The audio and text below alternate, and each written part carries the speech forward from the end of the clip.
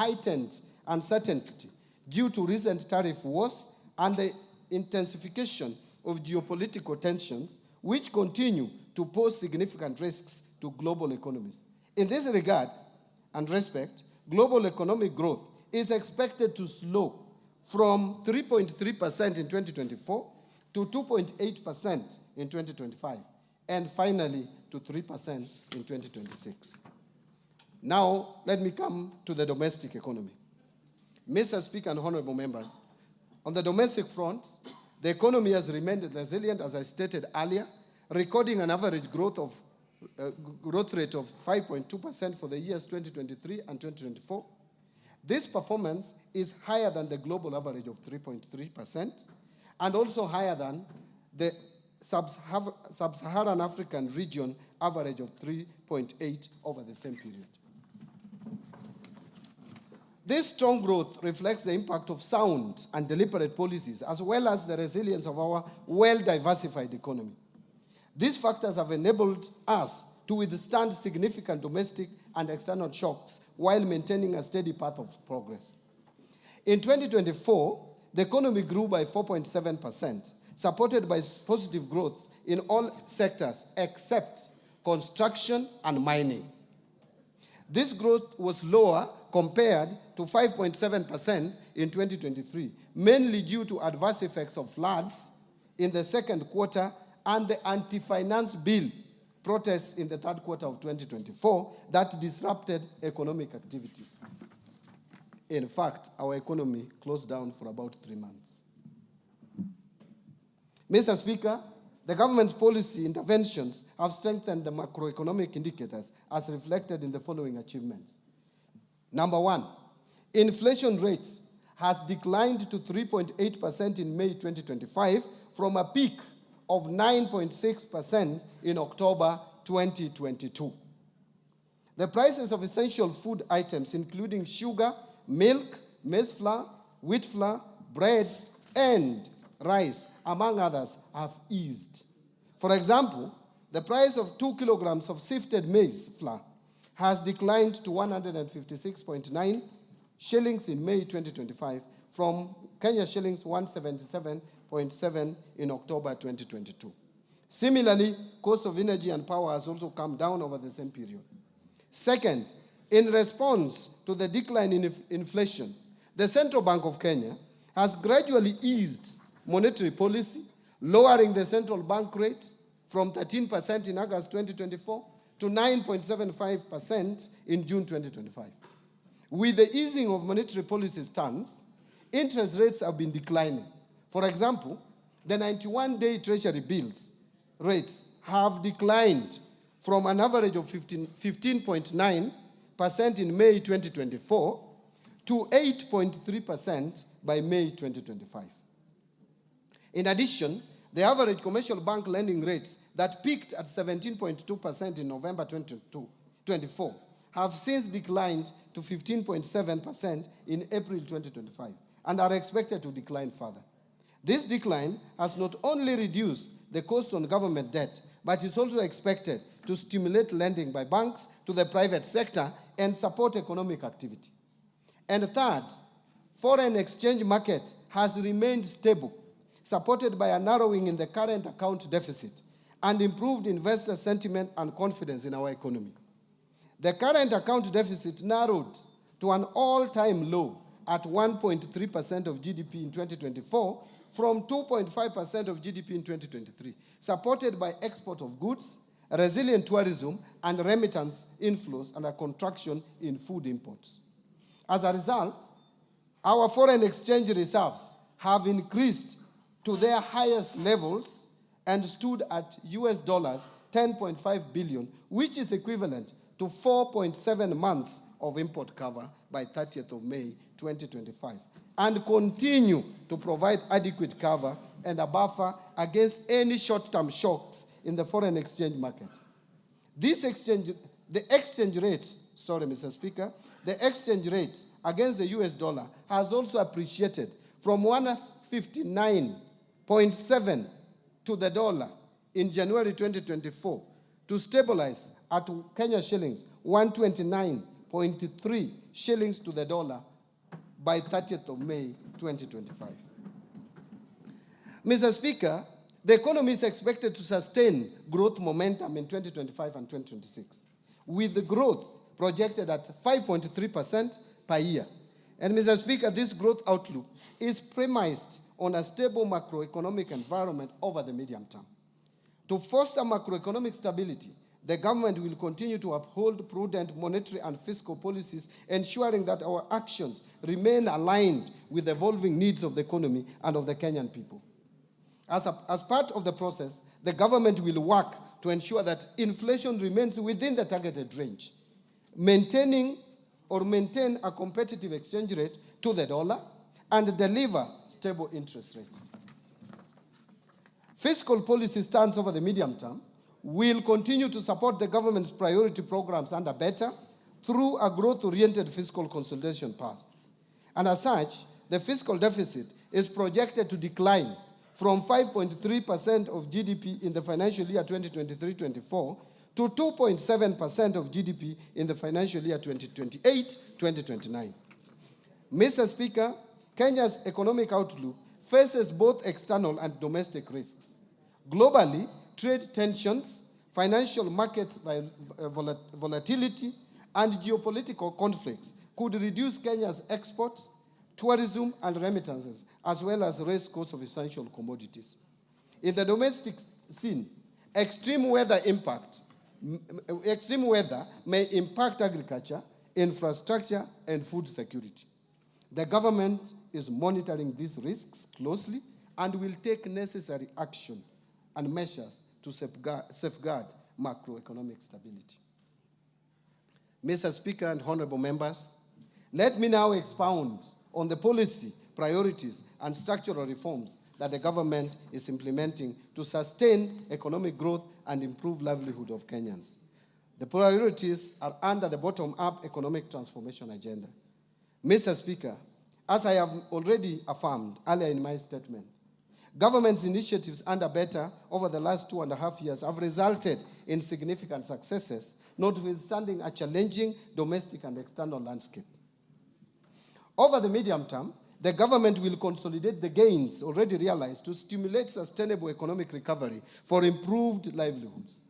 Towards this end, the government will continue to implement policies, programs, projects, and the interventions geared towards 1, bringing further down the cost of living, 2, ensuring food security, 3, creating jobs, 4, expanding the tax base, 5, improving foreign exchange balances, and finally, fostering inclusive growth. Priority will be given to attracting strategic investment across BETTER's 5 core pillars and their enablers, using a value chain approach to enhance production and add value and improve market access. This will be supported by a whole-of-government approach to service delivery. Mr. Speaker, the government will also implement the following interventions to support and accelerate economic recovery.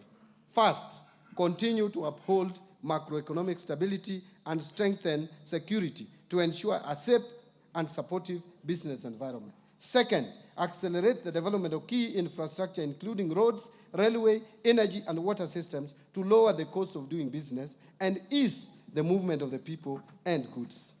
Third, boost investment in key economic sectors to drive broad-based, sustainable growth by advancing agricultural transformation, strengthening manufacturing, promoting environmental conservation and climate change mitigation, revitalizing tourism, and ensuring sustainable land use and management. Fourth, strengthen human capital development by increasing investment in health, education, and targeted social safety nets for vulnerable populations to achieve both social and economic outcomes. Fifth, promote empowerment of youth, women, and persons living with disability through government-funded programs complemented by strategic partnerships with private sector organizations. Sixth, facilitate fiscal decentralization by allocating shareable revenues to county governments to bolster institutional capacity and improve service delivery. And finally and lastly, undertake policy, legal, and institutional reforms to improve efficiency and effectiveness in public service delivery. I want to now turn to a presentation on building resilience against climate change. Here, Mr. Speaker and honorable members, climate change, we all know, is now a global crisis. And Kenya remains vulnerable to the impacts of climate change, which pose both economic and fiscal risks. In response, the government is taking proactive steps to align with the global transition towards a low-carbon, climate-resilient future. To address the challenges and opportunities in climate finance and investment, the government has developed a number of frameworks, including Climate Finance Mobilization Strategy, National Policy Framework on Green Fiscal Incentives, Carbon Market Framework, as well as the National Green Taxonomy. To diversify our financing sources, address budget deficits, and fund social and environmental sustainability projects, the government is developing a sustainability-linked bond framework that will allow the issuance of a bond. We reaffirm our dedication to protecting our environment, safeguarding livelihoods, and building a climate-resilient Kenya for current and future generations. Mr. Speaker, as a country, we continue to experience challenges of disaster occurrences, mainly due to weather variability and climate change. These pose significant fiscal disruptions, while at the same time affecting lives and livelihoods of millions of Kenyans. Mr. Speaker, in order to have a financing framework to manage disaster risks, the government is finalizing the development of the Public Finance Management Disaster Risk Management Fund Regulations of 2025. The regulations seek to establish a dedicated fund for addressing 4 cycles of disaster risk management, namely preparedness, mitigation, response, and recovery. Allow me now to turn to policy and legal institutional reforms. Mr. Speaker, recognizing that sustainable economic recovery depends on the timely implementation of effective policy, legal, and institutional reforms, the government is implementing the following interventions to enhance the business environment, improve efficiency in public service delivery, and bolster accountability and transparency in the management of public finances. Number 1, public procurement reforms. Mr. Speaker, to streamline public procurement, we developed the Public Procurement and Asset Disposal Amendment Bill of 2024, which is currently in Parliament for enactment. The bill seeks to enhance transparency and accountability, strengthen the role of the regulator to enforce standards, compliance, and sanctions for non-compliant procuring entities, promote the use of local content, and align with international best practices. I urge the honorable members to fast-track this enactment. Its enactment. Mr. Speaker, in order to fully automate public procurement and asset disposal processes, I launched the end-to-end e-government procurement system in April 2025.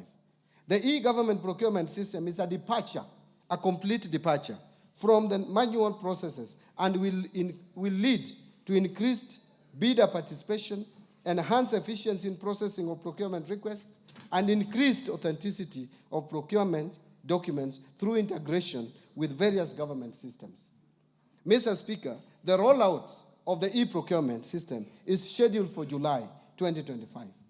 In order to ensure effective use of this system, the National Treasury rolled out the training of end users from procuring entities in both the national and county governments on the e-government procurement system phase 1 modules that cover procurement planning to contract management.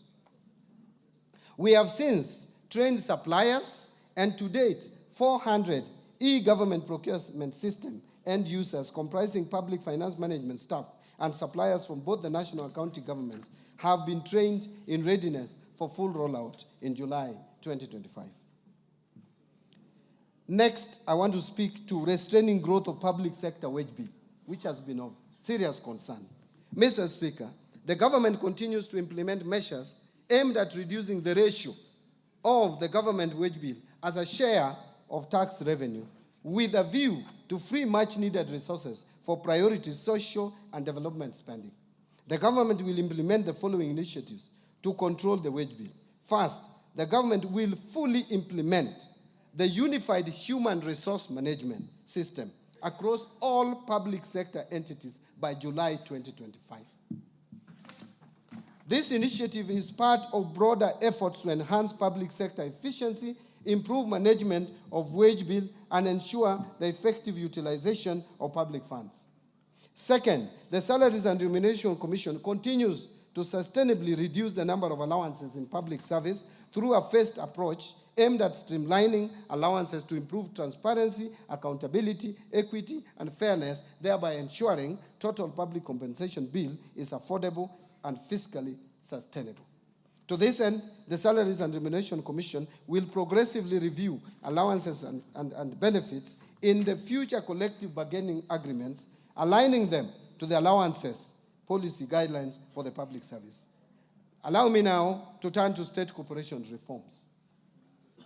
Mr. Speaker and honorable members, state corporations are a major source of fiscal risks to public finances due to management and operational inefficiencies.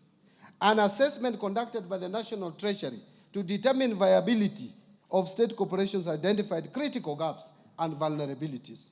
Mr. Speaker, to address the vulnerabilities, the Cabinet in January 2025 approved reforms to streamline state corporations and enhance governance and accountability of the corporations. The reforms target to address operational and financial inefficiencies, enhance service delivery, and reduce over-reliance on exchequer support by state corporations. The approved reforms include the following. First, merger of 42 state corporations into 20 entities to improve operational efficiency and eliminate redundancy, as some have duplicating and or overlapping mandates. Second, dissolution of 25 state corporations and their functions transferred back to their parent ministries or other state corporations. Third, restructuring 6 state corporations to align their mandates for improved performances. Fourth, declassification of 4 public funds currently categorized as state corporations and transferring their functions back to the relevant ministries. And fifth, declassification of 13 professional bodies currently categorized as state corporations to private entities with no exchequer budget. Mr. Speaker,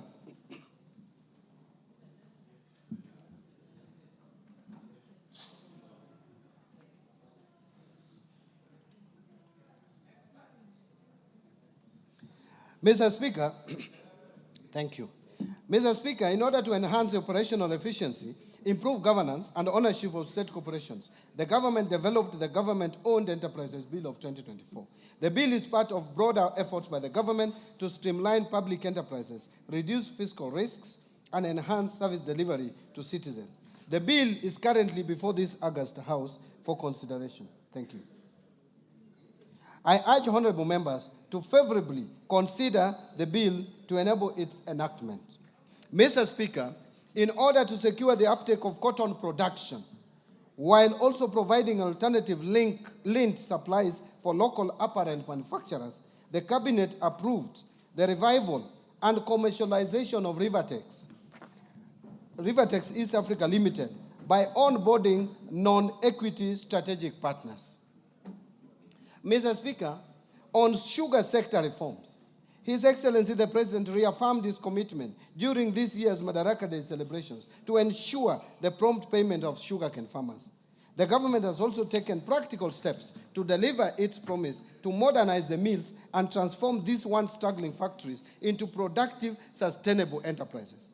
Currently, 4 state-owned sugar factories, Chemelil's Sugar Company, Muhoroni's Sugar Company, Nzoia Sugar Company, and South Nyanza Sugar Company, which is also known as Sony, have been placed under competitive leasing arrangements.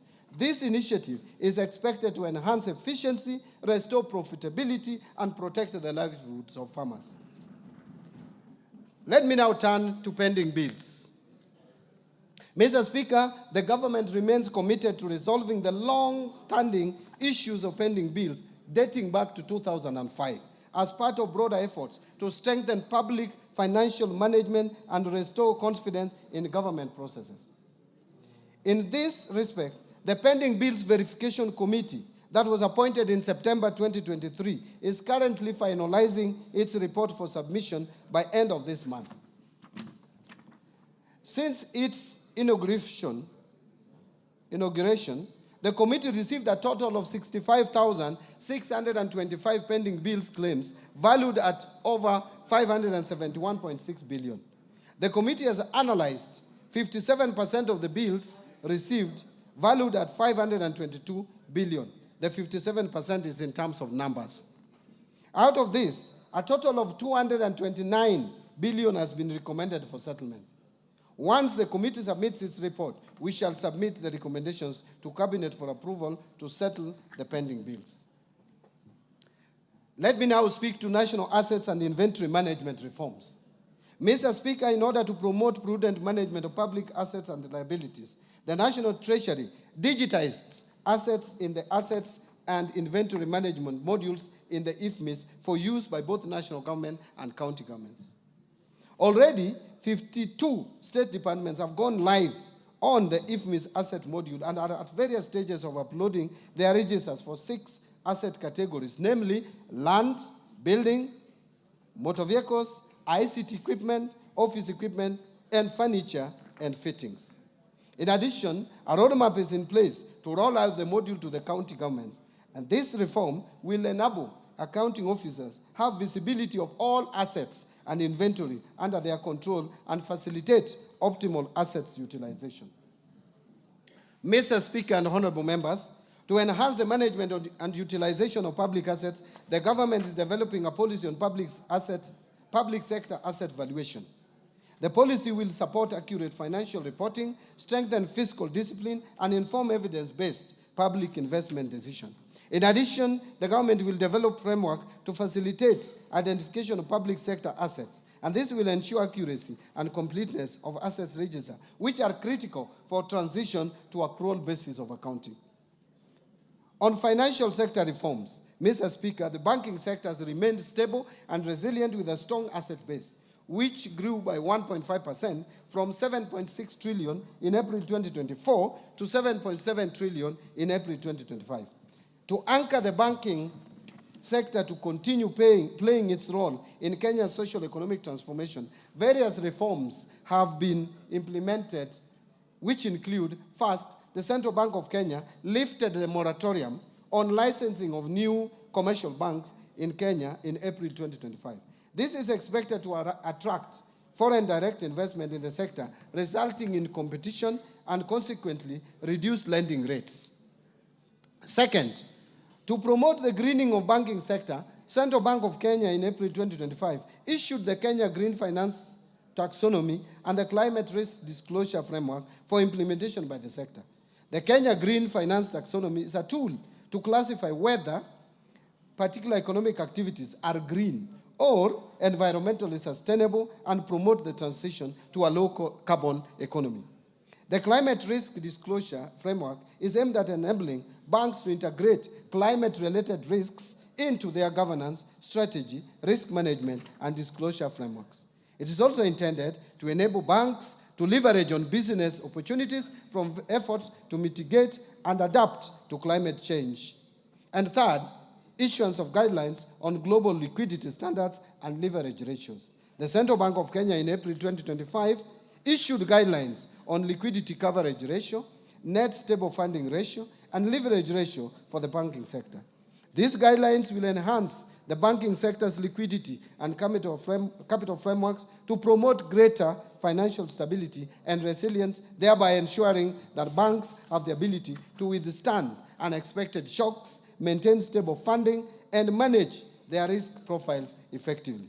Mr. Speaker, the Central Bank of Kenya, in collaboration with the National Treasury and other stakeholders, are developing the National Financial Inclusion Strategy for the period covering 2025 to 2028. The strategy provides a consolidated framework for advancing financial inclusion agenda to meet the needs of all Kenyans through deepening access and usage of financial services, enhancing quality of affordable financial products that meet consumer demands. Mr. Speaker, to strengthen digital finance in Kenya, the government will continue to implement the National Payment Strategy for the period 2022 to 2025 and fast-track finalization of a national policy on digital finance. In order to reform and modernize the national payment system, Central Bank of Kenya is doing the following. 1, undertaking a comprehensive review of the national payment system legal and regulatory framework. 2, implementing a fast payment system that seeks to address persistent challenges in interoperability, affordability, and the high cost of digital transaction. And 3rd, effective 1st July 2025, the Kenya Electronic Payment and Settlement System will transition to a 24/7 settlement capability. This will support round-the-clock trade, enable faster clearing of government payments, facilitate real-time business-to-business transactions, and provide greater flexibility for consumers and financial institutions. Mr. Speaker, following the grey listing of the Republic of Kenya by the Financial Action Task Force in February 2024, the government has continuously addressed the technical deficiencies identified in Kenya's Mutual Evaluation Report, which was published by Eastern and Southern Africa Anti-Money Laundering Group in September 2024. Mr. Speaker, as you are aware, one of the technical deficiencies identified in the Kenya's Mutual Evaluation Report was lack of a policy and regulatory framework to the virtual assets and virtual assets service providers. In order to regulate this sector, the government has developed the Virtual Asset Service Providers Bill 2025, which is currently before Parliament. Again, I urge honorable members to fast-track its enactment. On capital markets development, to further deepen the capital markets, the government continues to review the legal and regulatory framework to address emerging issues in the sector. In particular, the government overhauled the public officer regulations and collective investment schemes regulations to spur uptake of products while ensuring that investors are protected. The government has also approved new regulatory frameworks to support credit ratings and alternative investment funds, which have attracted a lot of interest from investors. Further, the government is in the process of reviewing the regulatory frameworks for licensing, margin trading, conduct of business for market intermediaries, and mergers, acquisitions, and takeovers. Once in place, these regulations will reinvigorate capital markets activity and make our capital markets more facilitative and efficient. Mr. Speaker, to diversify the government sources of financing, a Sukuk bond has been issued while other Sharia-compliant products are in the pipeline. The first Sukuk bond raised 3.2 billion, which has been effectively deployed in the affordable housing program and pension reforms. Mr. Speaker, in the Tax Laws Act, Mr. Speaker, now I turn to the pension reforms. Mr. Speaker, in the Tax Laws Amendment Act 2024, we introduced a number of incentives aimed at increasing disposable income to our senior citizens once they retire. And I thank this Honorable House for passing this Tax Laws Amendment Bill in December. We, among others, increased tax deductible amount, removed tax on all retirement benefits, and introduced tax exemption on pension savings towards post-retirement medical schemes. Mr. Speaker, despite the reforms introduced in this sector, benefit adequacy remains a persistent challenge. Many retirees still find their pensions insufficient to meet their basic needs. And Mr. Speaker, the retirement benefits system predominantly covers the working population in the public and private sector to the exclusion of the unemployed population, who are majority in the informal sector. To address this, the National Treasury, in collaboration with key stakeholders, is implementing the National Retirement Benefits Policy. This policy outlines a clear, forward-looking strategy to address long-standing structural challenges, such as fragmented legal frameworks, exclusion of informal sector workers, limited medical cover for the elderly, weak portability mechanisms, and inadequate dispute resolution structures. Mr. Speaker, the government remains committed to fulfilling its obligations to retired public servants while ensuring that our pension system is modern, inclusive, efficient, and sustainable. In this respect, the government is undertaking reforms aimed at delivering faster, more transparent, and citizen-friendly pension services. Key among these reforms is the re-engineering of the pension management information system, which together with the launch of a pension self-registration platform will significantly improve data accuracy, enhance biometric verification, and reduce pension processing time from several months to less than 30 days. These reforms will also ensure real-time claims tracking and integration with the national identification and payroll system, reducing errors and potential leakages. The re-engineered pension management system is planned for rollout on 1st of July 2025 and will transform pension administration by 1, enabling ministries, departments, and agencies to submit pension claims online at source through integration with government human resource systems. 2, allowing pensioners and beneficiaries to access services remotely and track the status of their claims in real time. And 3, providing automated updates to clients on the progress of their claims through system-generated notifications.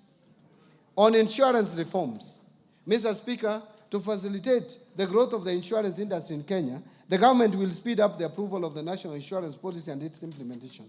The policy will guide the review of the Insurance Act, which has served its purpose, albeit with progressive amendments for the last 30 years.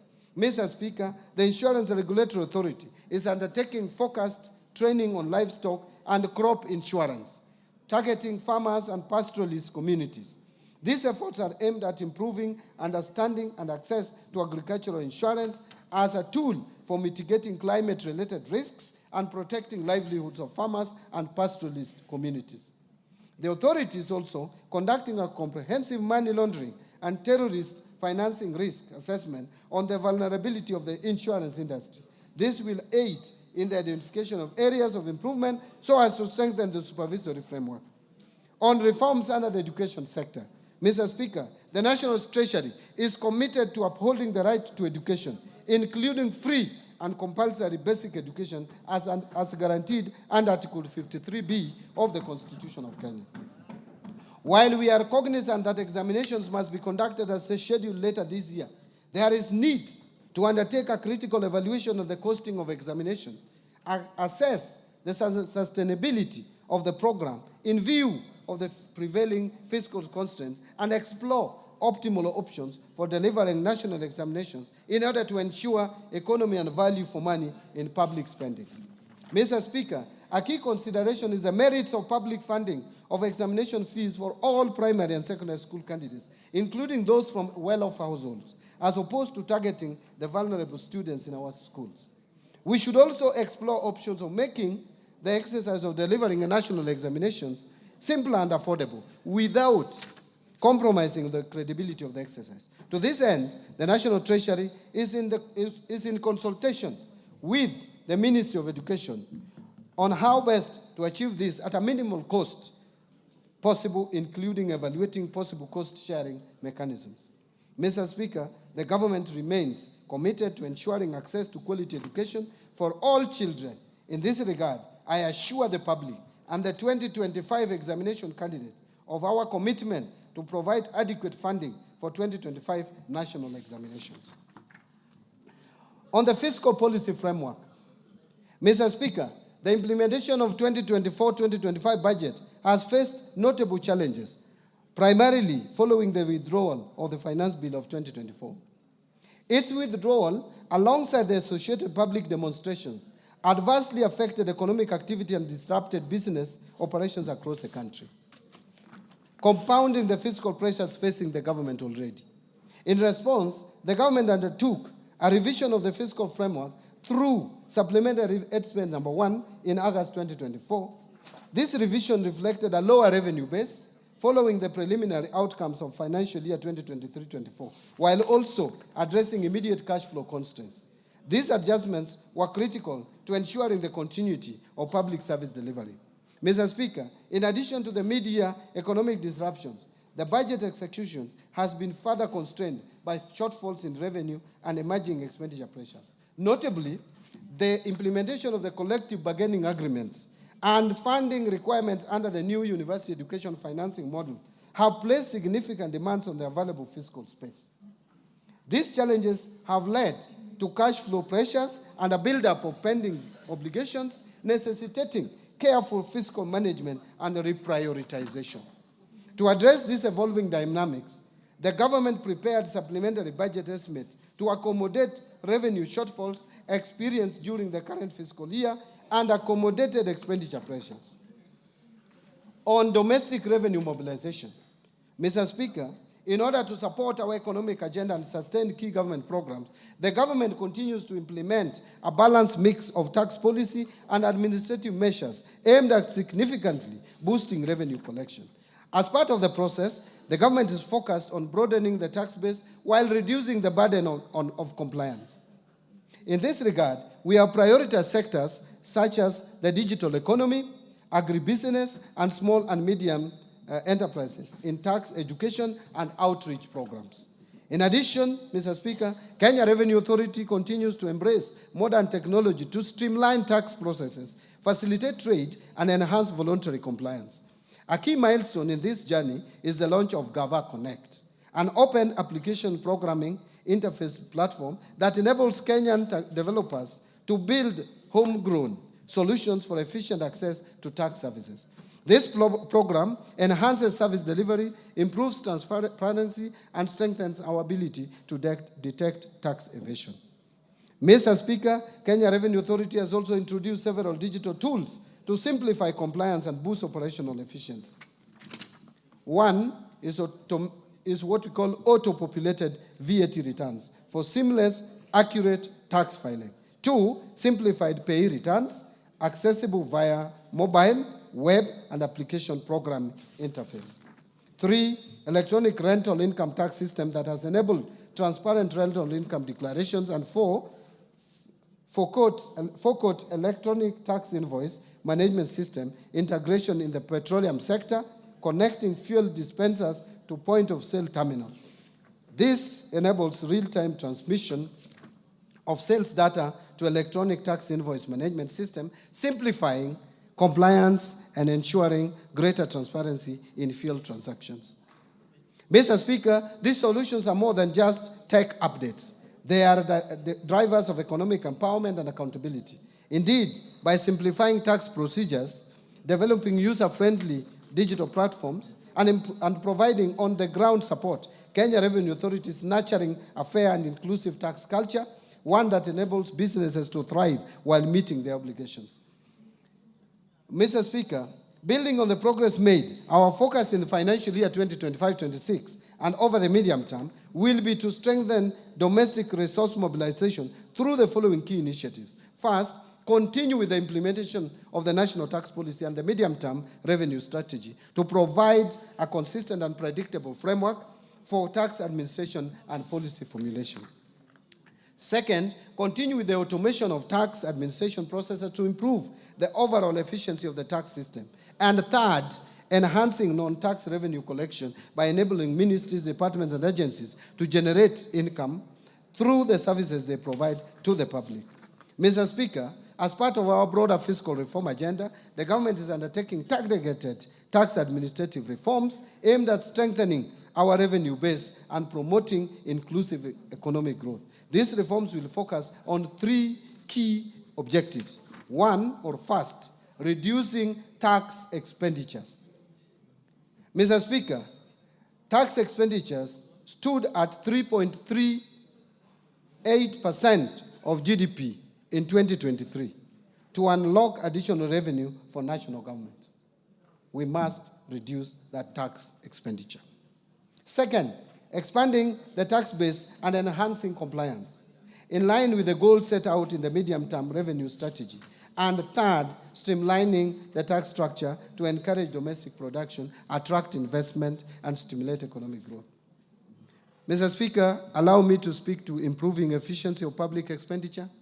Here, Mr. Speaker, in our continued effort to ensure prudent fiscal management, the government will sustain and deepen measures aimed at strengthening expenditure control and enhancing the efficiency and effectiveness of public spending. To this end, the government will implement a series of targeted actions, which include: 1, utilization of the launched end-to-end procurement system to maximize value for money, enhance efficiency and transparency in public procurement processes. 2, rolling out of a human resource management system across all national government ministries and departments, as well as county government, to support better management of the public wage bill. 3, scaling up the use of the public-private partnerships framework for commercially viable projects to attract private sector participation in public service delivery, what we call PPP. 4, improving the public service pension administration through rolling out the pension management information system. And 5, fast-tracking governance reforms in state corporations to strengthen accountability, efficiency, and financial sustainability. I want to now turn to revenue projections.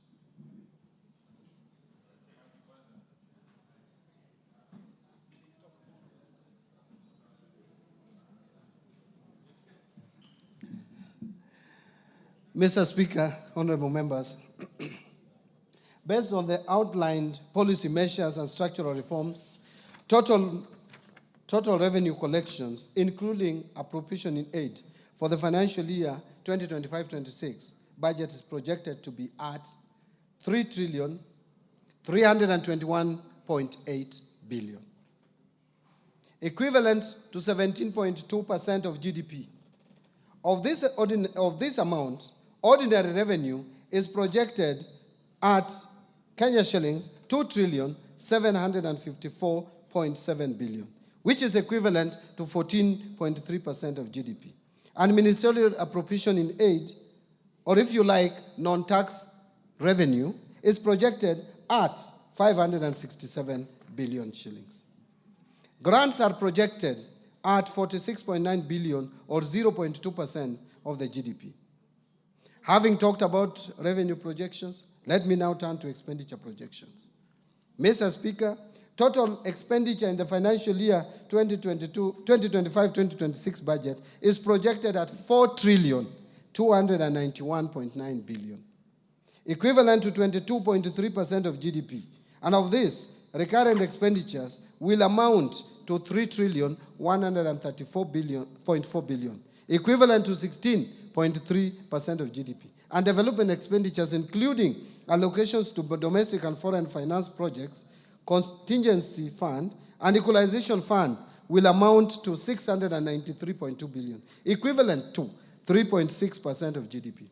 Total allocation to county governments is projected at 474.9 billion, of which equitable share is 405.1 billion. Fiscal deficit and financing. Mr. Speaker, the resultant fiscal deficit, including grants, is projected at 923.2 billion, which is equivalent to 4.8% of GDP, down from the estimated 997.5 billion, or 5.7% of GDP in financial year 2024-25. The fiscal deficit for the financial year 25-26 budget will be financed by net external borrowing of 287.7 billion, equivalent to 1.5% of GDP, and net domestic borrowing of 635.5 billion, which is equivalent to 3.3% of GDP. Public debt management.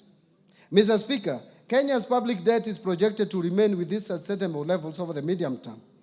In present value terms, the debt to GDP is projected to progressively decline from 63% in 2024 towards the debt anchor of 55%, or minus 5% of GDP, plus or minus 5% of GDP for 2028.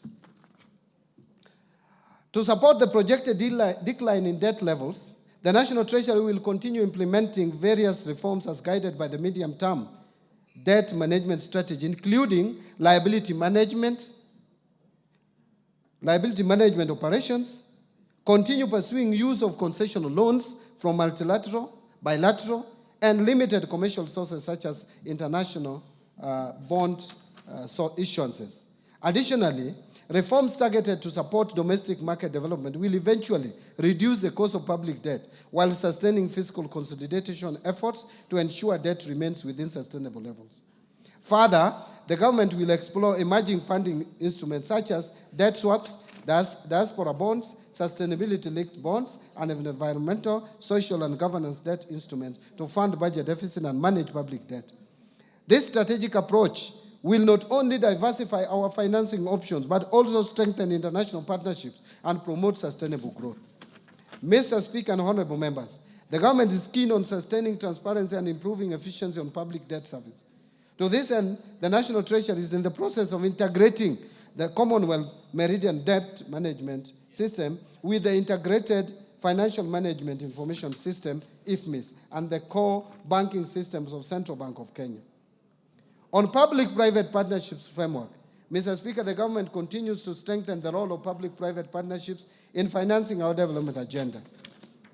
Currently, there are 32 PPP projects at various stages which are targeted to mobilize 70 billion shillings in the financial year 2025-2026 through private investments in priority sectors, including energy, water, housing, health, and transport. So, Mr. Speaker, to enhance transparency and accountability at all stages of project life cycle while implementing PPP, I recently issued a circular on mandatory disclosure requirements for all privately initiated proposals. This measure is part of our broader effort to strengthen the integrity of the PPP program and to ensure that private sector participation in public projects fosters public trust.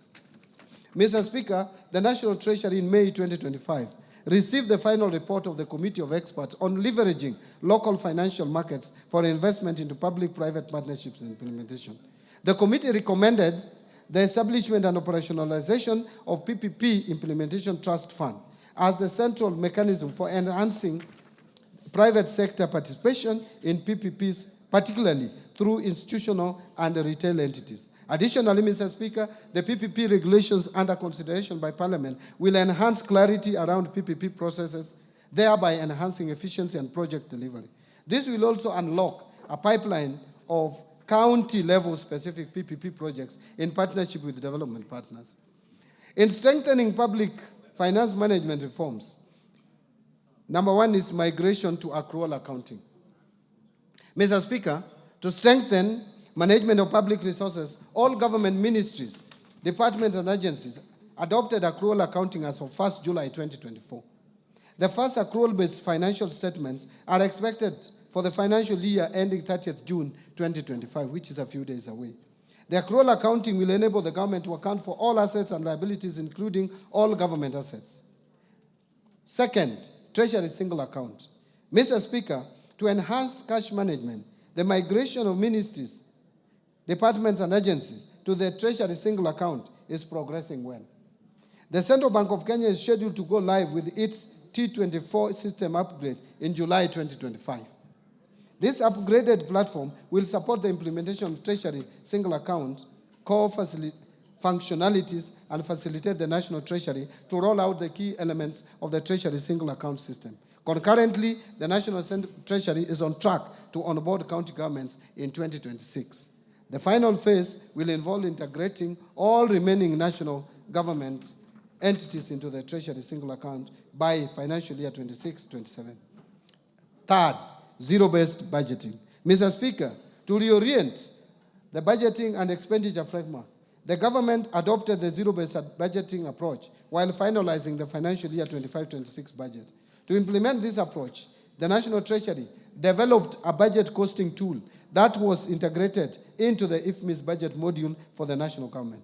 The zero-based budgeting approach compels all ministries, departments, and agencies to justify expenditures from scratch, thus ensuring resources are allocated to high-impact activities. It promotes transparency, efficiency, by requiring clear justification and critical assessment of spending. Mr. Speaker, I know this statement is long. And by the way, Mr. Speaker, you know Kenya is not a small economy. We are number 6 in Africa. And we have jumped over Ethiopia. So you can't have a 3-pager statement for an economy as big as Kenya. Gone without apology. Gone. Thank you, Mr. Speaker. Thank you very much. So far, so good.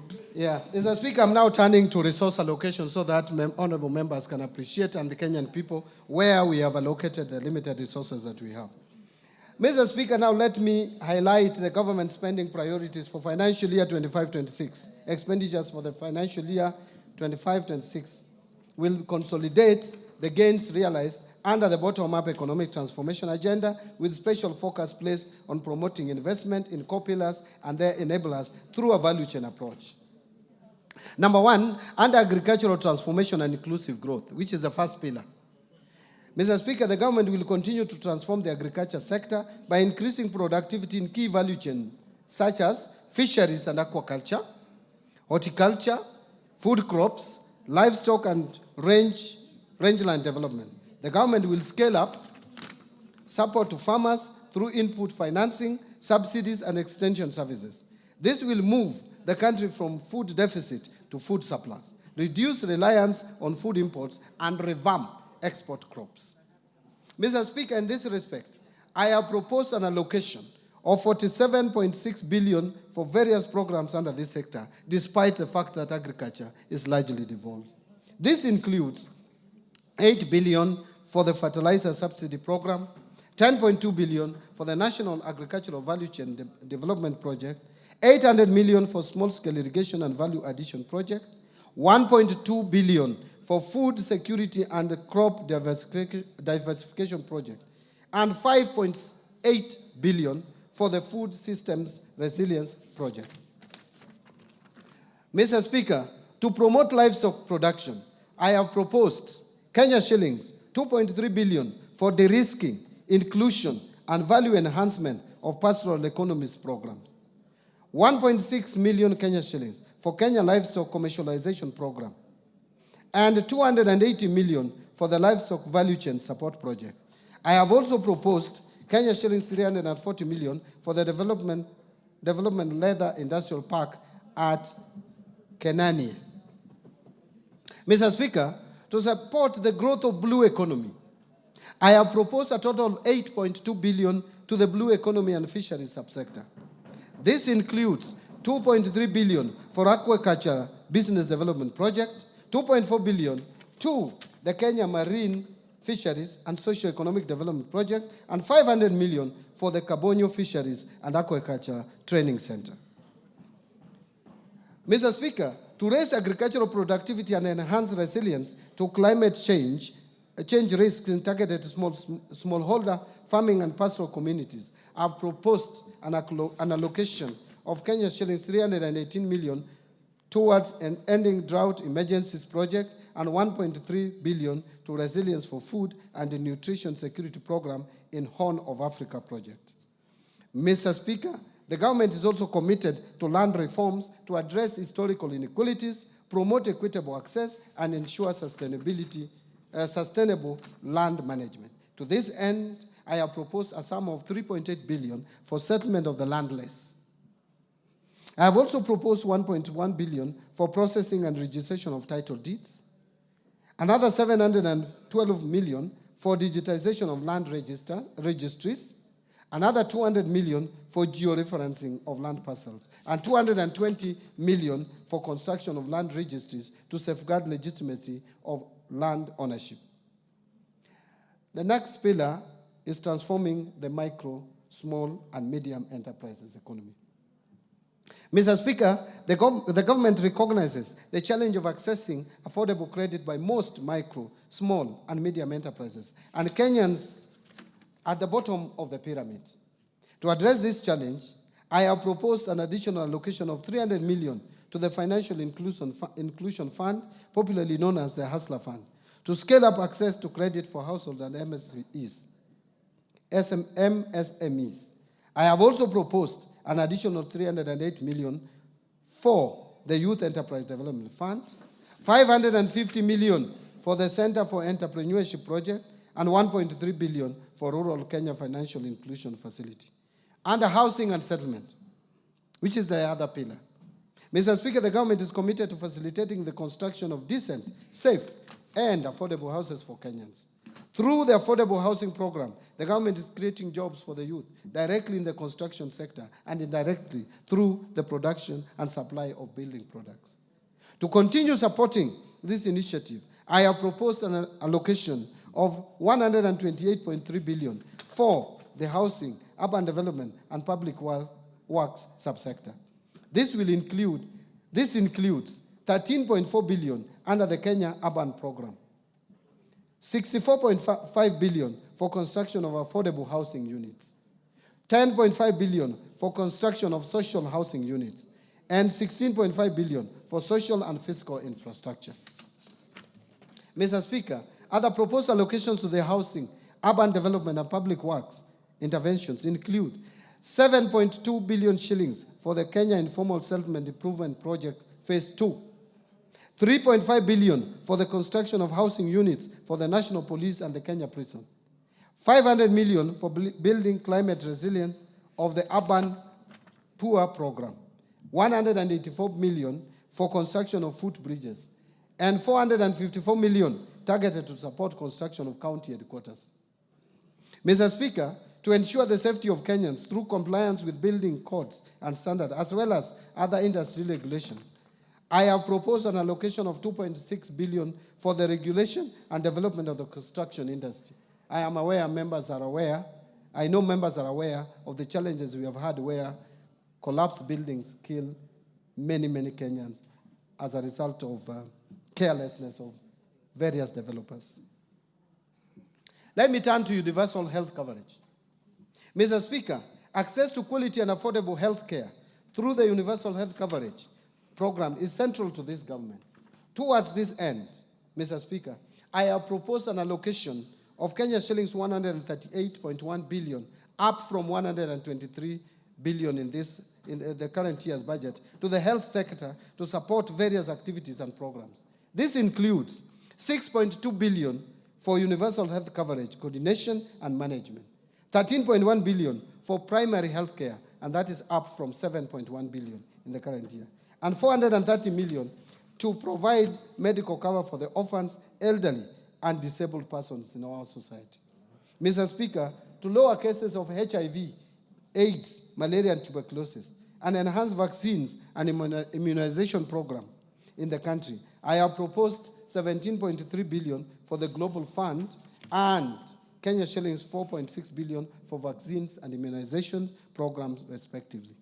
Mr. Speaker, to enhance early diagnosis and management of cancer and reduce the burden of treatment of chronic and critical illnesses among Kenyans, I have proposed an allocation of 8 billion to the Emergencies, Chronic, and Critical Illnesses Fund to be managed by SHA.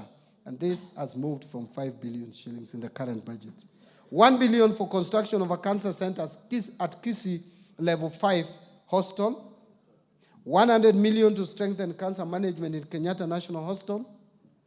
And 100 million for expansion of comprehensive cancer treatment at Kenyatta University Teaching, Referral, and Research Hospital. Mr. Speaker, to improve health service delivery, I have also proposed a sum of 42.4 billion for our referral hospitals, including Kenyatta National Hospital, Moi Teaching and Referral Hospital, Kenyatta University Teaching, Referral, and Research Hospital, Mwai Kibaki Teaching and Referral Hospital in Othaya, Jaramogi Oginga Odinga Teaching and Referral Hospital in Kisumu, and Mathare National Teaching and Referral Hospital. Other locations include Kenya shillings 1.3 billion for the construction of Kenyatta National Hospital, Burns and Pediatrics Center. Mr. Speaker, I have also proposed 5.2 billion for Kenya Medical Supplies Agency to recapitalize it, 2.7 billion for the Kenya Medical Research Institute, 500 million for procurement of family planning and reproductive health commodities, and 300 million for procurement of equipment at the National Blood Transfusion Services. Further, to strengthen the capacity of medical personnel, I have also proposed an allocation of 4.3 billion for medical interns, 3.2 billion for community health promoters, 303 million for training of health personnel, and 8.9 billion for the Kenya Medical Training Centers, KMTCs. On digital superhighway and creative economy, which is the other pillar of the better principle, The government continues to invest in digital superhighway to improve ICT infrastructure and expand internet access nationwide. The creative industry is a significant source of employment, particularly for the youth, and has the potential to address high unemployment rates through promotion of music, theater, graphic design, digital animation, fashion and craft, among others. Mr. Speaker, to support growth in the digital superhighway, I have proposed an allocation of 12.7 billion to fund initiatives in the information, communication technology sector. Specifically, this proposed allocation includes 2.3 billion shillings for the construction of Kenya Advanced Institute of Science and Technology at Konza Technopolis, 3.7 billion for Kenya Digital Economy Acceleration Project, and 333.2 million for government shared services, 382 million for the digital superhighway, 689 million for the establishment of digital hubs, and 750 million for maintenance and rehabilitation of national optic fiber backbone infrastructure. In order to fast-track the development of the Konza Technopolis city, I have proposed an allocation of 3.1 billion for Konza data center and smart city facilities. The government is also committed to enhance transparency, accountability, and efficiency in public procurement. I have, in this regard, proposed an allocation of 700 million for rolling out the implementation of the electronic government procurement system, what we call EGP, or EGP, procurement. Other key allocations to critical sectors supporting better include the following: investing in critical infrastructure. Mr. Speaker, the government will continue to invest in transportation networks, including roads, railways, and air travel, to reduce travel time and logistic costs, making markets more accessible and facilitating the movement of goods and people. Towards this end, I have proposed an allocation of 217.3 billion for development of roads across the country. This includes 30 billion to support construction of new roads and bridges, 70.8 billion for rehabilitation of roads, because we have so many long, the length of roads is so long that we have to maintain them and rehabilitate. And 115.6 billion for road maintenance. Actually, this 115 billion is more than the 85 million that we have in the current budget by 30 billion for maintenance of our roads. Mr. Speaker, to expand railway transport and its infrastructure, I have proposed an allocation of 38 billion shillings. I have also proposed an allocation of 450 million for the Kenya ferry ramp in Mombasa, 331 million for Nairobi bus rapid transport project, and 298.7 million for promotion of e-mobility projects. To facilitate movement of goods and people in our inland waters, I have also proposed an additional 110.4 million for acquisition of ferries for Lake Victoria. Mr. Speaker, to scale up production of reliable and affordable energy, I have also proposed an allocation of 62.8 billion to cater for key energy interventions. This includes 31.6 billion for the national grid system, 16.3 billion for rural electrification, 11.6 billion for development of geothermal energy, 2.1 billion for alternative energy technologies, and 743 million for development of nuclear energy. Let me now talk about improving education outcomes. Mr. Speaker, the education sector plays a vital role in economic development by enhancing human capital, driving innovation, and improving productivity. To this end, the government continues to invest in education to raise learning outcomes and ensure equal opportunities for all. Mr. Speaker, I have proposed a total allocation of 702.7 billion to the education sector, which is almost 28% of our entire budget. This will include an allocation of 387.2 billion to the Teacher Service Commission. The allocation for TSC will include 7.2 billion for recruitment of intern teachers and 980 for capacity building of teachers on competence-based education curriculum. Further, I have proposed an allocation of 7 billion for free primary education, 28.9 billion for junior secondary school capitation, and 51.9 billion for free day secondary education. In addition, Mr. Speaker, I have also proposed an allocation of 5.9 billion for administering the national examinations, 3 billion for the school feeding program, and 7.2 billion for the recruitment of instant teachers. I think that one I'd already mentioned, that's a repeat. And 4 billion for the technical, vocational, educational training and entrepreneurship project. Mr. Speaker, to enhance infrastructure development and provide a safe learning environment in our schools, I have proposed an allocation of 1.7 billion for primary and secondary schools infrastructure, and 1.4 billion for construction and equipping of technical training institutes and vocational training centers. In addition, I have proposed 13.3 billion for the Kenya Primary Education Equity in Learning Program, and 2.3 billion for the Kenya Secondary School Quality Improvement Project.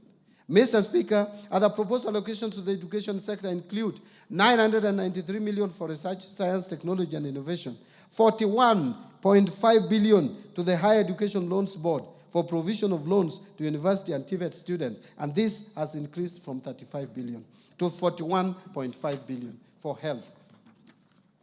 Another 16.9 billion for scholarship for university students, and 7.7 billion capitation and scholarship for TVET students.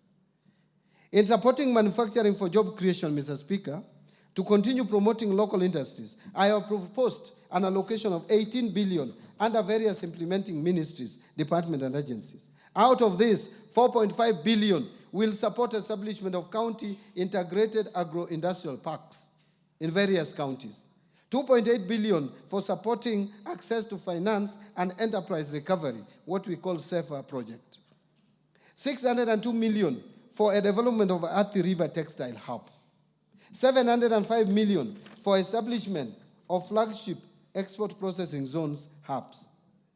504 million for development of special economic zone textile park in Naivasha.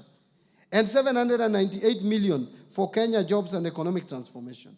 Mr. Speaker, in order to revitalize and maximize the benefits from our cash crops, I have proposed 2 billion for coffee cherry revolving fund and another 2 billion for coffee debt waivers. This is up from the 3 billion that was allocated to this subsector in the last financial year's budget. Another 1.5 billion for sugar sector reforms, and 120 million for modernization and revitalization of cotton ginneries, and 245 million for horticultural produce compliance enhancement project. Mr. Speaker, to support local production and processing of edible oils, I have proposed an allocation of 300 million for the National Edible Oil Crops Promotion Project. Mr. Speaker, to enhance milk processing, I have proposed an allocation of 400 million for excess milk mop-up and 150 million for modernization of milk processing factories in Runyenjes and Narok. Mr. Speaker, to equip our youth with essential training and internship opportunities in trade and industry, I have proposed an allocation of 330 million for the Kenya Industry and Entrepreneurship Project. Another 500 million for the construction of industrial research laboratories, and 109 million for constituency industrial development centers.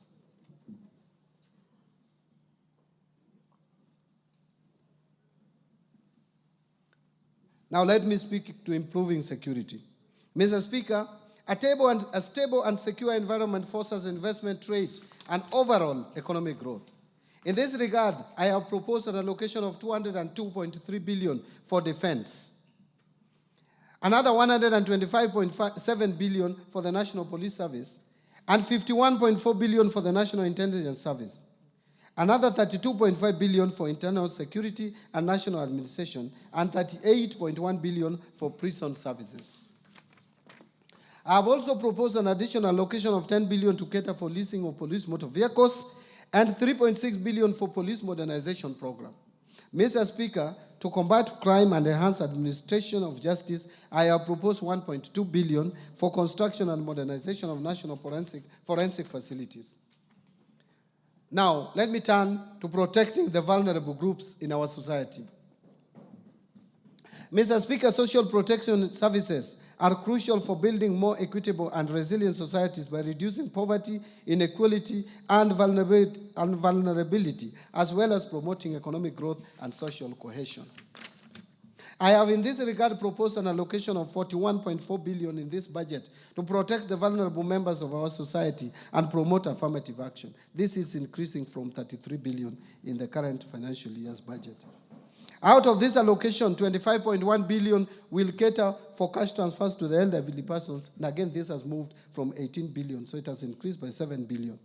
8.9 billion for cash transfers to orphans and vulnerable children. Again, that's a jump of 1 billion more. And 1.5 billion for cash transfers to persons living with disability. Again, this has been increased from 1.19 billion. Mr. Speaker, the proposed allocations also includes 3.9 billion for the Kenya Hunger Safety Net Program, 450 million for the National Fund for the Disabled of Kenya.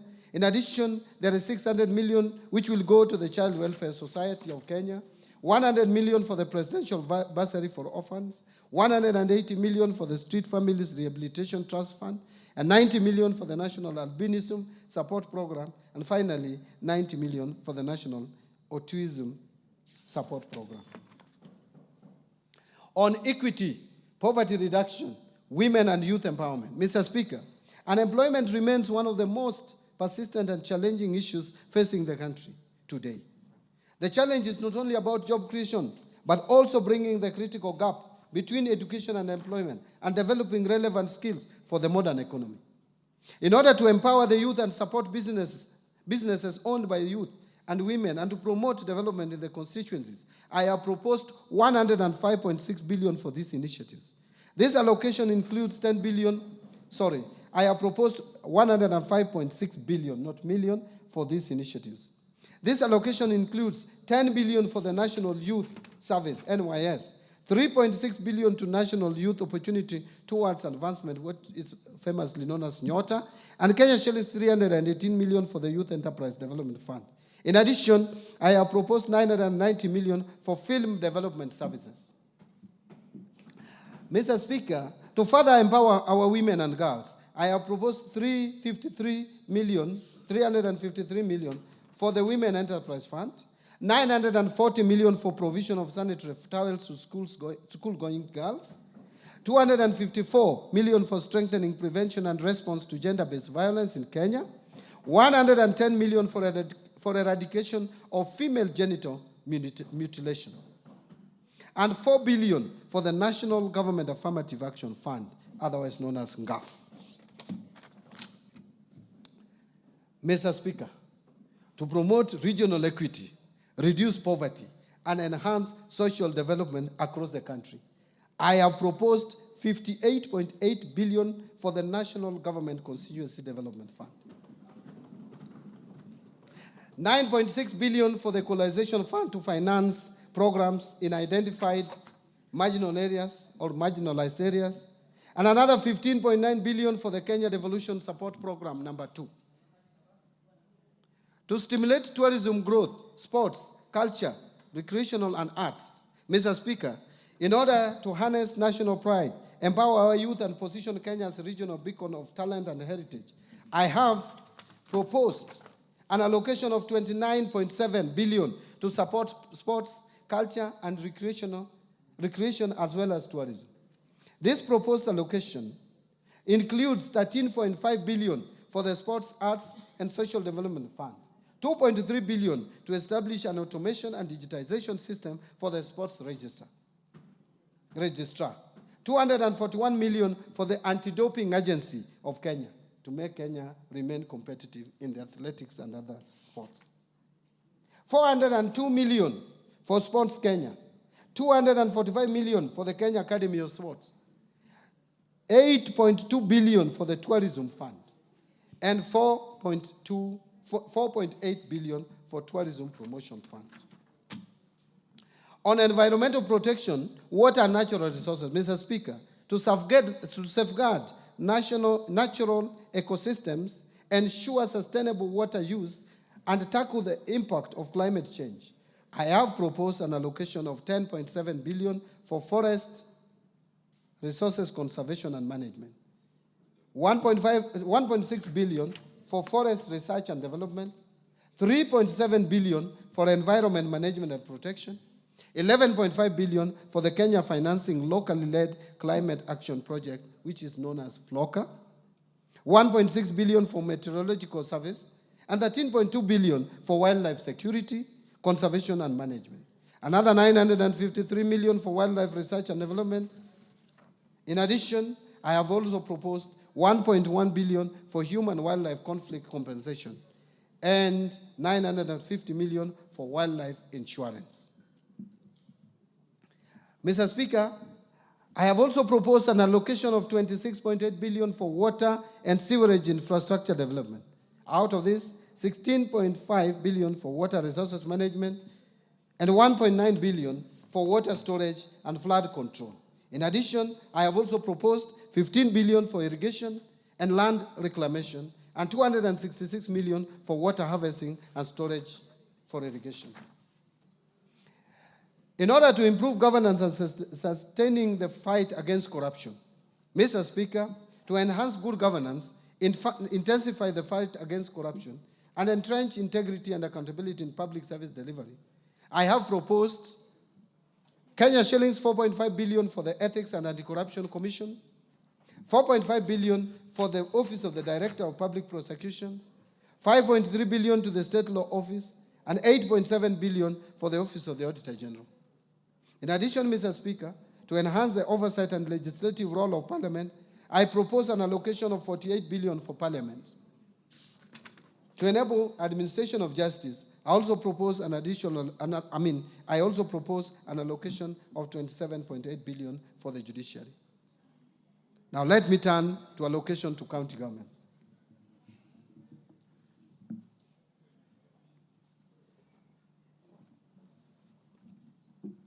Mr. Speaker, to support devolution, county governments will receive 405.1 billion in the financial year 2025-2026 as an equitable share of revenue raised nationally, an increase of 17.6 billion from Kenya shillings 387.4 billion in financial year 24-25. The 405.1 billion represents 25.8% of the most recently audited revenues for financial year 2020-2021, way higher than the minimum of 15% prescribed in Article 203(2) of the Constitution. In order to ensure food and nutrition security, infrastructure development, improved water and sanitation systems, among others, county governments will receive an additional 69.8 billion as additional allocations. Equalization Fund. Mr. Speaker, to support implementation of projects in the marginalized areas, 7.85 billion has been proposed as an allocation to the Equalization Fund in the financial year 2025-2026, and an additional 2.74 billion to settle outstanding arrears owed to the fund. Mr. Speaker, now allow me to speak to measures to enhance county government's own source revenue. Mr. Speaker, the own source revenue policy recommended the development of a national framework legislation to regulate the introduction of taxes, fees, and charges by county governments. Consequently, the National Treasury and other stakeholders developed the County Government Revenue Raising Process Bill, which is currently before Parliament for consideration. Again, I urge the Honorable House to consider the bill and prioritize its enactment. Mr. Speaker, now let me turn to taxation measures. Mr. Speaker, I will now turn to tax policy measures supporting the financial year 2025-2026. These measures include proposals contained in the Finance Bill 2025, as well as the customs duty measures agreed upon by the East African Community Ministers for Finance during the East African Community pre-budget meeting held in May this year, which I personally attended. These measures are set to take effect from 1st July 2025. Mr. Speaker, the freedoms we enjoy in this country have not come easy. In the last couple of years, Kenyans have spoken clearly and loudly on the desired direction in development of policy and governance of taxation. In 2023, the minority side in Parliament, supported by the efforts of the then ODM chairman, protested against the Finance Act of 2023.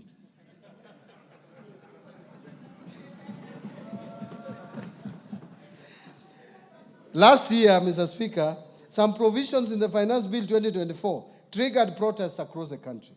These actions in the 2 years regrettably resulted in the loss of lives and destruction of property and adversely impacted economic lives of many.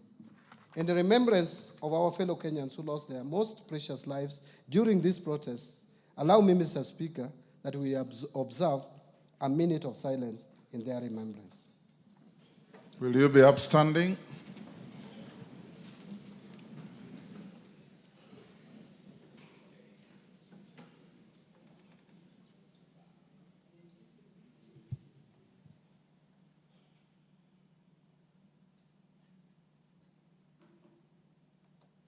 May their souls continue resting in eternal peace. Thank you, honorable members.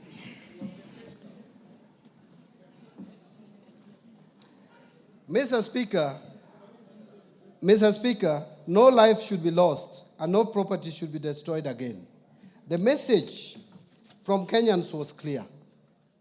Since I took office at the National Treasury and Economic Planning, I assured Kenyans that we shall strive to reduce tax burden. In this respect, the Finance Bill of 2025 has neither proposed new taxes nor raised any tax rates. Instead, we have chosen to enhance tax revenue collection through administrative reforms by simplifying and streamlining tax laws to make them clearer and easier to implement, thereby by improving taxpayer compliance. The process also involves rationalization of tax expenditure to enhance equity and fairness. Mr. Speaker, the revenue foregone through tax incentives or tax expenditure has increased significantly, rising from Kenya shillings 393.1 billion, which is equivalent to 2.9% of GDP in 2022, to 510.6 billion, which is equivalent to 3.4% of GDP in 2023.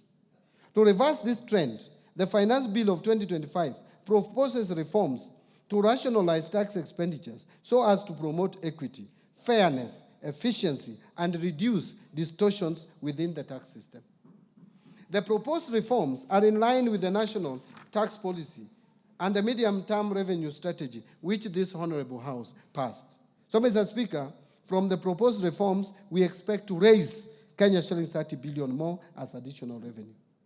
Mr. Speaker, customs measures agreed upon by East African community ministers during the pre-budget meeting are intended to protect our industries and ensure they access raw materials and inputs at affordable prices. The meeting allowed Kenya to import tea packaging materials at a lower duty rate of 10%.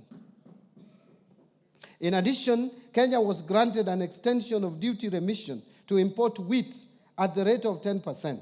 These measures will support our wheat and tea farmers.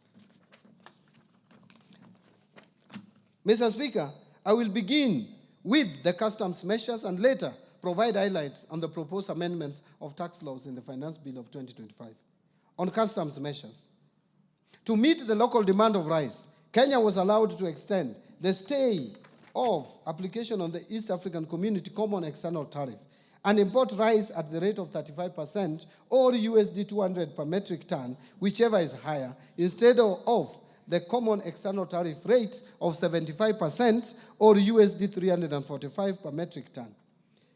Mindful of wheat farmers in Kenya, East African community ministers agreed on duty remission of wheat at a rate of 10% instead of the common external tariff rate of 35%, provided the millers who intend to import wheat under the duty remission must first purchase locally produced wheat. Mr. Speaker, to promote local assembly of telecommunication equipment, Kenya was granted an extension of duty remission on inputs for assembly of telecommunication devices, including mobile phones, laptops, and tablets. Mr. Speaker, in order to reduce the production cost of animal feeds, Kenya requested for an extension to import inputs for production of animal feeds duty-free under the East African Community Duty Remission Scheme, which was granted. We urge the producers of animal feeds to apply for the remission. Mr. Speaker, the leather sector is one of the priority value chains under BETA. To support local producers of leather and leather products, Kenya was allowed to extend the stay of application on the common external tariff rate and apply import duty rate of 35% on leather products. To promote tanneries to supply local manufacturers with high-quality leather, Kenya was allowed to import chemicals for leather processing under duty remission. Mr. Speaker, to support local assembly of transformers, which is critical to energy distribution, the East African Community Ministers approved Kenya's request for a tariff split on transformers to provide for a distinction between fully built and unassembled transformers. Currently, it is one line, tariff line, and it is very difficult for us to separate and incentivize either of them. So, Mr. Speaker, to support the local assemblers of cranes, Kenya was granted approval to import inputs for assembly of cranes duty-free under duty remission. Mr. Speaker, last year Kenya was granted a stay of application on the East African East African Community Common External Tariff to apply a higher duty rate ranging from 25 to 35% on certain types of paper used in manufacturing packaging materials. This action adversely affected exporters, particularly in tea sector. To address this, Kenya opted not to request for an extension of the stay of this common external tariff. And this decision will not affect local manufacturers of packaging materials, as they will continue importing raw materials under duty remission. So, Mr. Speaker, now let me speak to the Finance Bill of 2025. Let me now highlight some of the proposals contained in the proposed Finance Bill 2025 under Income Tax Act. Mr. Speaker, to enable faster recovery of investment by businesses on loose items such as utensils, linen, and industrial tools, the bill proposes to amend the Income Tax Act to allow for a full cost deduction of these items in the first year of purchase, as opposed to the current 3 years. This will improve cash flows of the relevant businesses. Mr. Speaker, we have noted increased tax disputes arising from audits carried on cross-border transactions. These disputes could have been avoided if the multinational companies had advanced pricing agreements with the commissioner at KRA. To address this gap, the bill is proposes to amend the Income Tax Act to empower the commissioner to enter into advanced pricing agreements with multinational companies. Mr. Speaker, the Tax Laws Amendment Act of 2024, passed in December last year, introduced the minimum top-up tax in line with global best practices. But the Act inadvertently omitted the due date for payment of the tax, thus creating enforcement challenges. To address this, I have proposed an amendment to the Income Tax Act to clarify that the due date will be the end of the 4th month following the close of a company's accounting period. Mr. Speaker, again, the Tax Laws Amendment Act of 2024, passed in December last year, exempted gratuity payments from income tax, actually pension and gratuity. However, the provision is not clear whether all gratuity, including from private pension schemes, is exempted from tax. In this respect, the bill is proposing to amend the Income Tax Act to clarify that all gratuity payments, whether from public or private sources, are exempt from tax. Mr. Speaker, to encourage wider participation in virtual asset transactions, especially among the youth, the bill proposes to reduce the digital asset tax rate from 3% to 1.5%. And Mr. Speaker, to ensure consistency and effective administration of the law, the bill proposes to amend the 3rd schedule to the Income Tax Act to clarify that fringe benefit tax is payable by the employer at the corporate tax rate, and that withholding tax on qualifying dividends and qualifying interest are final tax. That is not clear in the current arrangement. And Mr. Speaker, under the current Income Tax Act, individuals with mortgages, and honorable members would be interested in listening to this. Mr. Speaker, under the current Income Tax Act, individuals with mortgages for purchasing or improving residential houses can claim tax relief on interest payment on the mortgage. However, those who take up a mortgage to construct their own residential houses are excluded from this relief. That is the law as it is today. To ensure fairness, the bill proposes to extend this benefit to interest on mortgages taken for construction of residential houses. This will support home ownership and align with the better pillar on affordable housing. Mr. Speaker, the current tax-free daily subsistence allowance of $2,000 for private sector employees on official duties outside their usual workplace is lower than that of the public sector employees. To enhance equity, the bill is proposing to increase the tax-free daily subsistence allowance for private sector employees from 2,000 to 10,000 shillings. Mr. Speaker, Kenya has an opportunity to strengthen its position as a regional financial hub. In this respect, the bill proposes amendment to the Income Tax Act to provide that companies certified by the Nairobi International Financial Center Authority, NIFCA, that invest new capital of at least $3 billion over a period of 3 years to pay a reduced corporate tax rate of 15% for the first 10 years and 20% for the subsequent 10 years. The companies qualifying for this will be required to employ Kenyans at senior management level.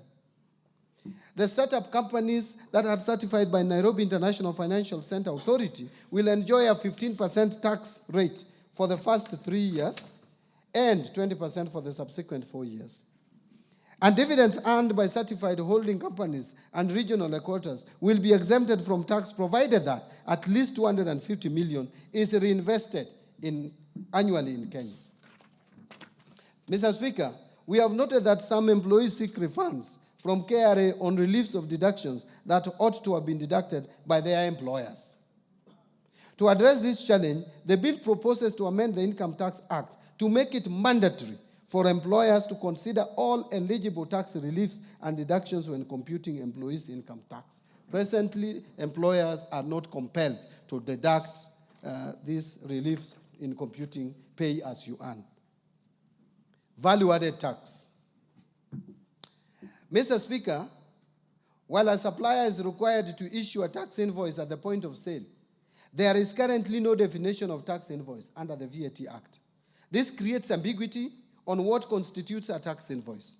To resolve this ambiguity, the bill is proposing to amend the VAT Act to define a tax invoice. Mr. Speaker, to strengthen tax administration and enhance compliance, the bill proposes to require the issuance of tax invoices for all suppliers, whether taxable or exempt. This amendment will support better record keeping by taxpayers and facilitate the pre-population of returns. Mr. Speaker, to support business operations, the bill proposes to shorten the period for claiming refunds on bad debts from 3 years to 2 years, and to allow taxpayers to either request for a refund or offset it against future VAT liabilities. Mr. Speaker, again, entities in special economic zones currently benefit from VAT exemptions and zero rating, but there is no provision to recover tax when these benefits are misused or abused. To safeguard revenue and promote accountability, the bill proposes to recover VAT where exempted or zero-rated goods or services are used for purposes other than those intended. Mr. Speaker, to prevent leakages or revenue leakages, strengthen tax administration, and promote equity across sectors, the bill proposes to move some zero-rated goods and services that are consumed locally to exempt status. Further, Mr. Speaker, some of the goods exempted from VAT have multiple uses, making it difficult to effectively monitor whether they are finally used for the intended purpose. In this respect, the bill proposes to amend the VAT Act to remove such exemptions. Under excise duty, Mr. Speaker, to minimize tax disputes relating to classification of locally produced excisable goods, the bill proposes an amendment to the Excise Duty Act to clarify that the East African Community Common External Tariff and its classification rules shall apply to all excisable goods, both imported and locally manufactured. Mr. Speaker, to streamline the processing of application for license to manufacture excisable goods by the Commissioner, the bill proposes to amend the Excise Duty Act to require the Commissioner to provide feedback on the application within 14 working days from the date of receipt of all valid documents. Mr. Speaker, the Excise Duty Act provides for taxation of alcoholic beverages based on pure alcoholic content, which increased cost for producers using spirits over 90% alcohol content as raw materials from 356 shillings to about 1,000 shillings per litre. Since undenatured extra neutral alcohol is a key input in the manufacturing of spirituous beverages, the bill proposes to amend the Excise Duty Act to provide an excise duty rate of 500 shillings per litre for undenatured extra neutral alcohol above 90% strength supplied to licensed spirituous beverage manufacturers. Mr. Speaker, to promote equity and fairness in taxation of accessible services offered through the internet or electronic network, the bill proposes to amend the Excise Duty Act to bring non-resident persons without a physical presence in Kenya into the tax net when they supply accessible services through these mediums. Mr. Speaker, to avoid double taxation of fees charged by digital lenders, the bill proposes to amend the definition of digital lender under the Excise Duty Act to exclude entities licensed under the Banking Act, the Cooperative Societies Act, and the Microfinance Act. Honorable members, to enhance clarity and consistency in the administration of excise duty legislation, the bill is proposing to amend the Excise Duty Act to clarify that imported plastic products, including plates, self-adhesive plastics, and printed polymers, will be subjected to excise duty at 25% of the excise value, or 200 per kilogram, whichever is higher. Now let me speak to miscellaneous fees and levies. Mr. Speaker, the Export and Investment Promotion Levy on billets and wire rods, which are raw materials in manufacture of nails, fencing wires, gabions, bolts, and nuts, have raised production costs of these products. In this respect, the bill proposes to amend the Miscellaneous Fees and Levies Act to review the levy downwards. Mr. Speaker, to promote Nairobi as regional aircraft maintenance hub while managing tax expenditures, the bill proposes to amend the Miscellaneous Fees and Levies Act to introduce import declaration fee and railway development levy on small aircrafts and helicopters, but retain the exemption on spare parts of all aircrafts. The Tax Procedures Act, 2015. No, the act is 2015. Mr. Speaker, to enhance the Commissioner's ability to recover unpaid taxes from non-residents, the bill is proposing to amend the Tax Procedures Act to expand the scope of agency notices to include non-resident persons. Mr. Speaker,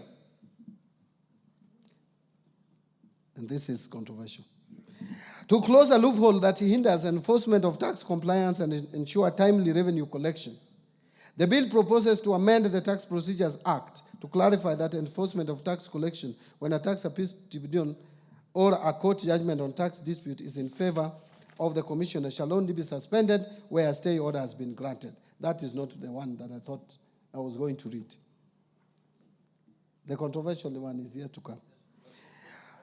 Mr. Speaker, to remove the financial and legal barriers that may hinder effective enforcement of recovery of unpaid taxes, the bill proposes to amend the Tax Procedures Act to provide that property transfers made by or to the commissioner in recovery of tax liabilities be exempted from stamp duty.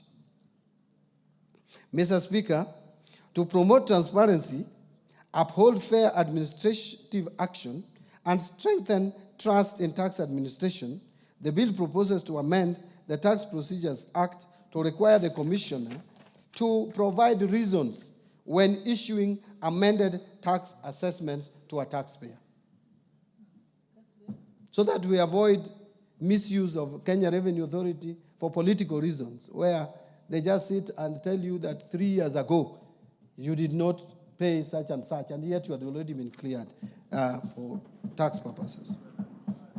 Reasons must be provided. Mr. Speaker, to address taxpayers' concerns regarding penalties and interest arising from system-related delays or administrative errors beyond taxpayers' control, The bill proposes to amend the Tax Procedures Act to allow the Cabinet Secretary to grant waivers on penalties and interest arising from such circumstances upon recommendation by the Commissioner. Presently, if there is any error made by the Kenya Revenue Authority on your tax assessment, there is no law to reverse it. So in conclusion, Mr. Speaker and fellow Kenyans, we have experienced a wide range of challenges as a nation in the past 2 years. In navigating these trying times, we have demonstrated exceptional resilience and remained steadfast in our development and democratic journey. Kenyans have demonstrated commendable patience and resilience as the government continues to fulfill its commitments to improve livelihoods through the implementation of better. And under the leadership of His Excellency the President, Dr. William Samoei Ruto, we have made meaningful progress in advancing our development agenda, promoting inclusion, fostering national unity, and working together to build our nation and renew the spirit of patriotism. Mr. Speaker, the budget I have presented today has been thoughtfully prepared to navigate the delicate balance of competing interests while adhering to our fiscal consolidation plan. Mr. Speaker, I am confident that the policies and structural reforms I have outlined provide a solid foundation for sustaining our socio-economic transformation. These measures are designed to stimulate job creation, strengthen our economic recovery, and ease the cost of living. I therefore call upon honorable members and all Kenyans to support the implementation of the budget as we work together in pursuit of shared prosperity. Finally, Mr. Speaker, the journey to a prosperous Kenya calls for leadership and collective commitment of all Kenyans. Last year, the Orange Democratic Movement joined hands with the United Democratic Alliance under Kenya Kwanza to form a broad-based government. This unity has brought renewed peace and stability to Kenya and fostered inclusive development beyond tribal lines.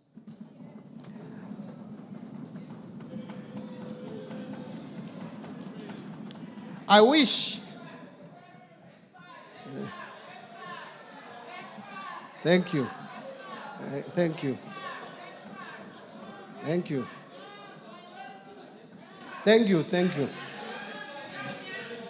Thank you very much. I wish to acknowledge with gratitude the unwavering leadership and vision of His Excellency the President Dr. William Samoei Ruto and His Excellency the Deputy President Professor Kithure Kindiki. I also wish to recognize the invaluable efforts of the Prime Cabinet Secretary, the Attorney General, my fellow Cabinet Secretaries, Principal Secretaries, Accounting Officers, and all personnel across government ministries, departments, and agencies who have diligently contributed to the development of the financial year 2025-2026. Mr. Speaker, I want to sincerely thank Baba, Right Honorable Raila.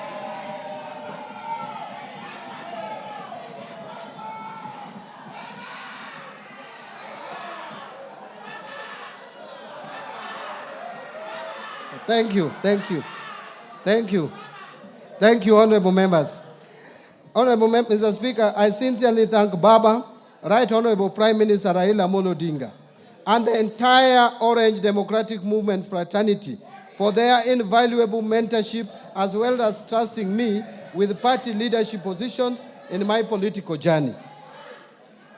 But Mr. Speaker, I will not forget that I served the people of Suba South constituency as their elected representative for a period of 15 years and a further 2 years as nominated member of parliament before my appointment to the cabinet. I truly appreciate the people of Suba South constituency for the opportunity they gave me to serve them, and I will remain forever grateful. In addition, I served in the leadership of parliament as a minority leader, and equally, I appreciate the support accorded to me by this House and its leadership during my tenure. My sincere appreciation goes first to you, Honorable Speaker of the National Assembly,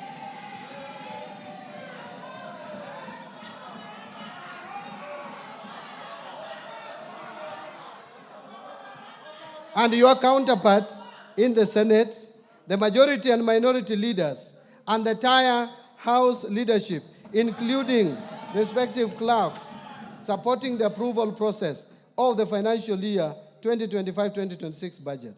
Second, to honorable chairs and members of both the Budget and Appropriations Committee and the Finance and National Planning Committee and all the other departmental committees of this House, as well as the staff of Parliamentary Budget Office for their constructive inputs and leadership during the approval process of this budget. Third, my colleagues at the National Treasury and Economic Planning, led by Dr. Chris Kipto, the Principal Secretary for the National Treasury, Dr. Boniface Barasa Makoha, the Principal Secretary for the State Department for Economic Planning, and Mr. Cyril Wagunda Odede, the Principal Secretary for Public Investments and Assets Management, for their commitment, dedication, and support in their preparation of this budget. Fourth, special appreciation goes to Mr. James Muhati, the former Principal Secretary for the State Department for Economic Planning, for his unwavering commitment and invaluable support during the first half of the financial year. His dedication and strategic leadership greatly advanced the ministry's mandate and played a pivotal role in shaping key national economic planning initiatives. Fifth, my appreciation goes to the Governor of the Central Bank of Kenya, the Commissioner General of the Kenya Revenue Authority, as well as the management and staff of both institutions, the financial sector regulators, and other MDAs for their valuable contributions to the budget process.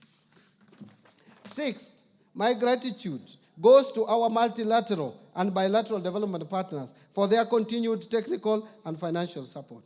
Seventh, I also thank the private sector for their participation and contribution in the budget process. And eighth, I wish to appreciate the media and non-state actors for their active engagement and participation in the financial year 2025-2026 budget. Mr. Speaker, I forever remain indebted to my beloved wife, Madam Rhoda Mbadi, and my children, who is here in the Speaker's Gallery, and my children for their support and inspiration as I execute my duties at the National Treasury and Economic Planning. Their prayers and guidance gave me the zeal to proceed even during my lowest moments. I remain deeply grateful also to my siblings for raising me, paying my school fees, and supporting me throughout my journey. Mr. Speaker, I am sure that my late parents, Jadung Stanislaus Ngongo Moth and his babe, Slermina Yambu Ngongo, with my mother, are smiling down from above as they see their youngest son perform this great service for the great people of Kenya today. God is truly faithful. Lastly, Mr. Speaker, my utmost gratitude goes to all Kenyans for their contributions during the budget process. Thank you, and may God bless Kenya.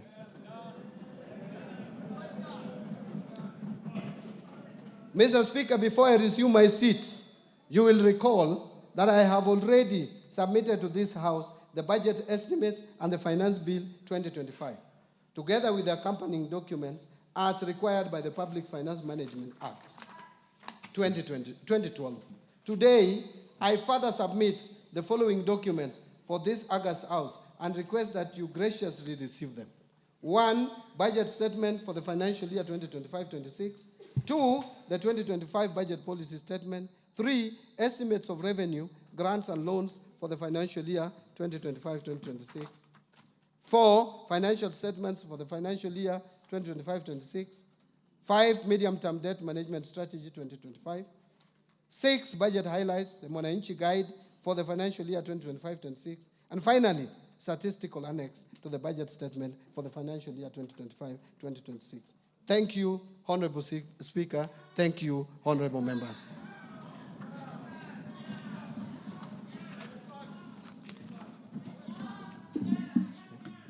Thank you, Minister. You may now take your seat.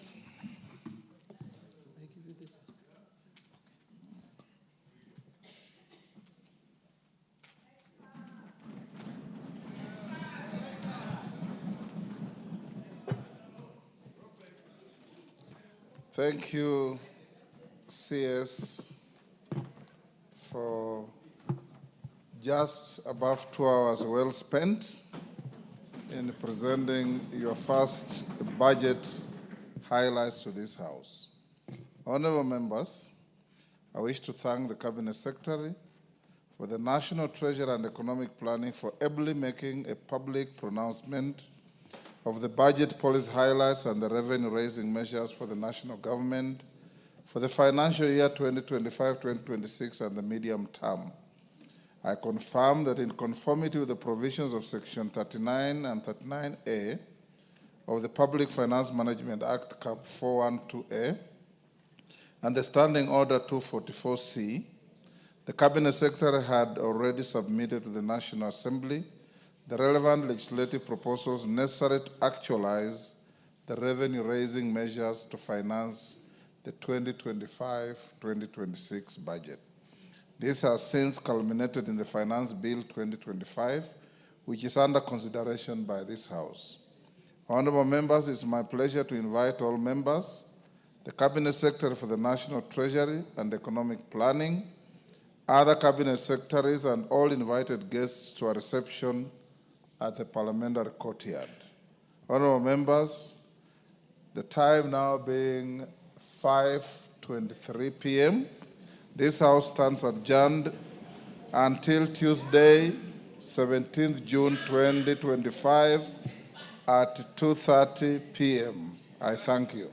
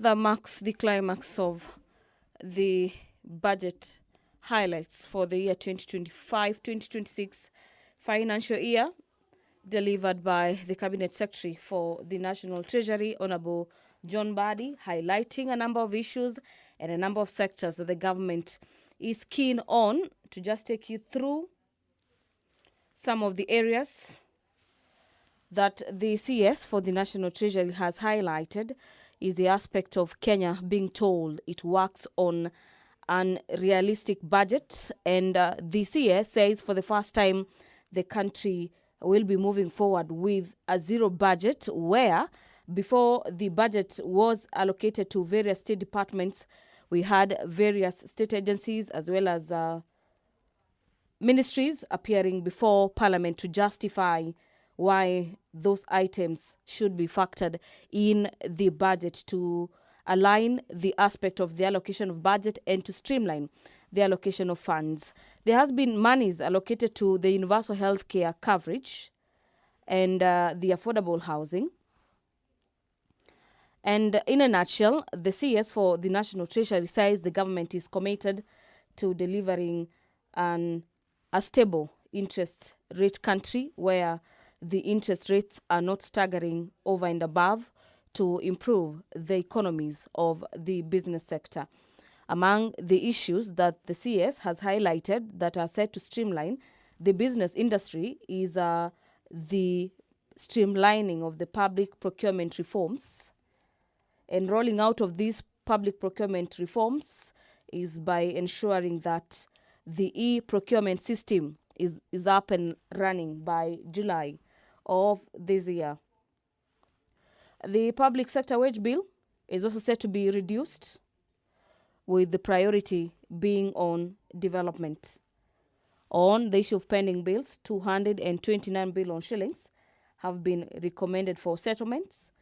This is pending cabinet approval. So that is some of the issues highlighted in this coming year, financial year. And so kindly allow me to hand over back to the Broadcasting House for more analysis on these budget estimates for the financial year 2025-2026. On behalf of the team that made this broadcast possible, allow me to thank you for watching and continue following us courtesy of our live platforms.